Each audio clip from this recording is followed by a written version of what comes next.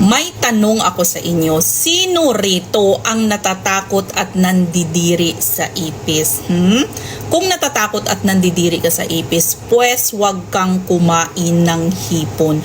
Alam nyo ba guys na ang hipon at saka ang ipis ay magkakapatid? Kasi pareho silang may exoskeleton.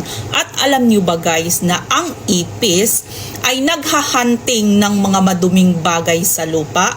At alam nyo ba na ang hipon ay kumakain rin ng mga lahat-lahat ng dumi sa dagat?